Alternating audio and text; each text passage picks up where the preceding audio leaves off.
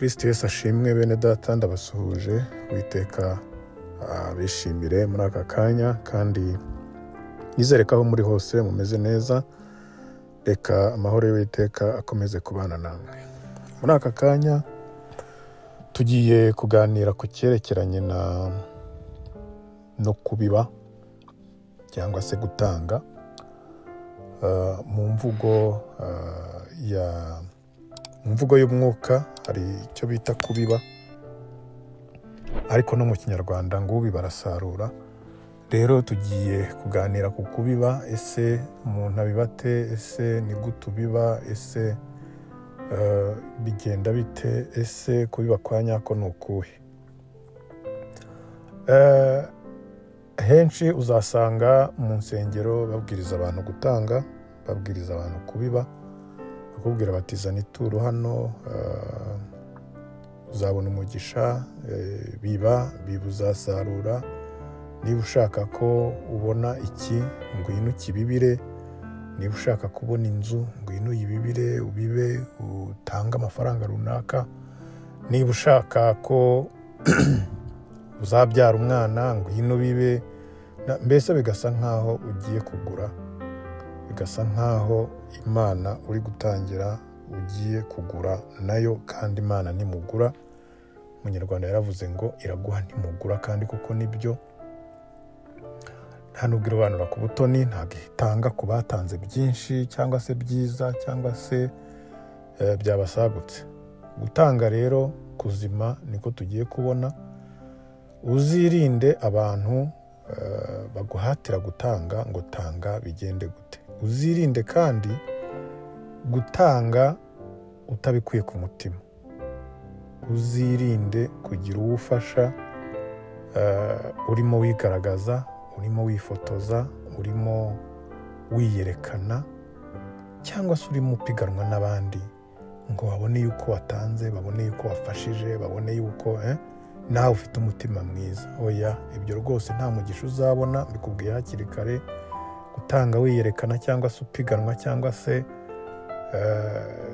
utanga ibyagusagutse, rwose aho ngaho nta mugisha uzabona. Gutanga kwiza ni uku nguku tubona mu Bakorinto ba kabiri, igice ni icya 9 ku murongo wa 6, ngo ariko ndavuga ibi ngo ubibe nke uzasarura bike, naho biba nyinshi azasarura byinshi. Ariko undi murongo ukavuga ngo umuntu wese atange nk'uko abigambiriye mu mutima we, atinuba kandi adahatwa, kuko Imana ikunda utanga anezerewe. Amen. Uyu murongo rero urasobanutse, nta nubwo ukwiye ibisobanuro byinshi. Mbere na mbere,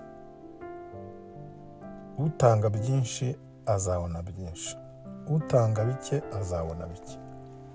Bishatse kuvuga iki? Bishatse kuvuga yuko utanga yiganyira, utanga ahatwa, uwo rwose nawe azabibona bimugoye.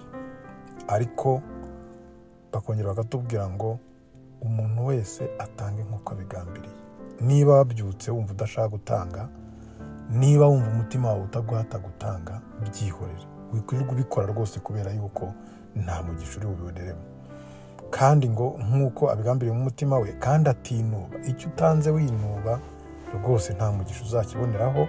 Icyo utanze uhatwa, ngo kandi adahatwa. Icyo utanze bari mu kubwira gira gutya ubone iki, gira gutya, aho ngaho nta mugisha uzabonamo. Kubera ko ngo Imana ikunda utanga anezerewe. Kandi koko iyo ugiye gutanga, iyo umutima wo gutanga ugufite, nawe ubyiyumvamo, ukabona umuntu akeneye ikintu runaka. Hari n'igihe rwose umuntu atanga atari ukubera yuko afite ibyo atanga, ahubwo ari ukubera yuko umutima umubwiye ngo girira neza uriya muntu akeneye neza yawe.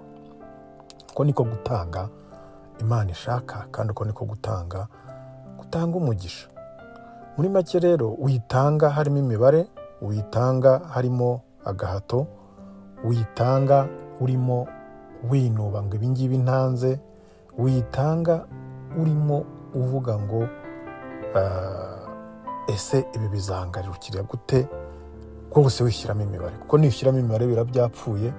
Umugisha ubwo ngubwo ntawe ukibonye, niba ari umugisha ukorera, kandi witanga uteze ngo ngiye gutanga hazagaruka ibi. Oya, tanga unezerewe, tanga bikuvuye ku mutima. Uwo ni wo mutima Imana ishaka.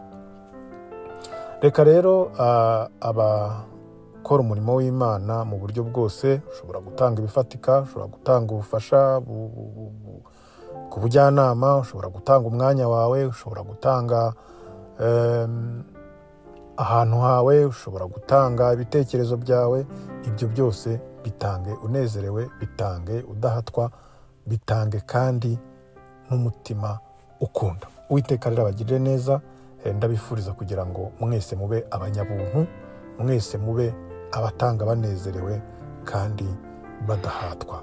Mana, ndagushimiye kubwira ijambo, ushimiye yuko ugiriye neza ubwoko bwawe. Reka uwumvishije ijambo wese amenye gutanga ko bitanga umugisha, kandi amenye ibitanga umugisha ko ari ugutanga udahatwa, ahubwo ufite umutima ukunze kandi unezerewe. Uwo nguwo niwe wifuza, uwo nguwo niwe usingira umugisha wawe, uwo nguwo kandi niwe uhora afite ibyo atanga, kubera yuko abitanga anezerewe n'umutima ukunze.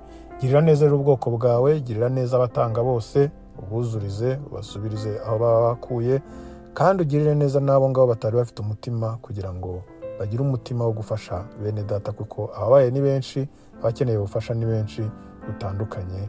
Mu izina rya Yesu Kristo umwami wacu ndagusabye, amina.